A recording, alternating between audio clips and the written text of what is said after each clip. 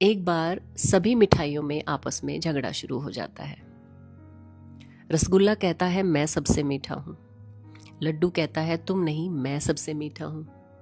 उसकी बात सुनकर जलेबी कहती है नहीं, तुम सबसे ज़्यादा मैं मीठी हूँ और मेरे अंदर जो रस बहता रहता है उसकी वजह से मैं और ज़्यादा मीठी लगती हूँ।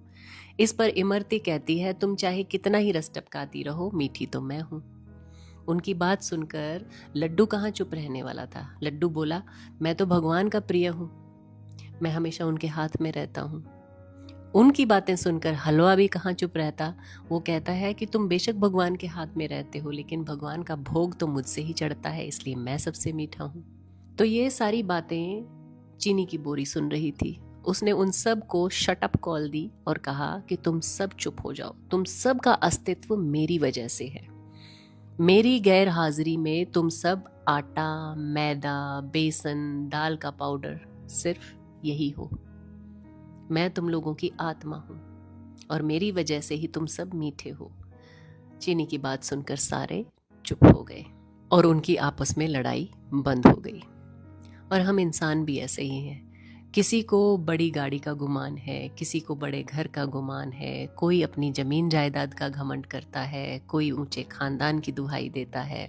हर कोई एक दूसरे को इसी तरह से दबाना चाहता है। अरे भैया, झगड़ा किस बात का? इस क्षणभंगुर शरीर पर जो सिर्फ एक दिन माटी हो जाना है।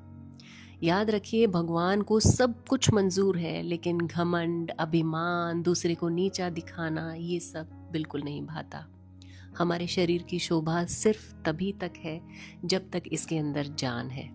जिस दिन इससे जान निकल जाएगी, जब ये जड़ हो जाएगा, तो कोई एक रात भी इस मृत शरीर को घर में नहीं रखना चाहता है।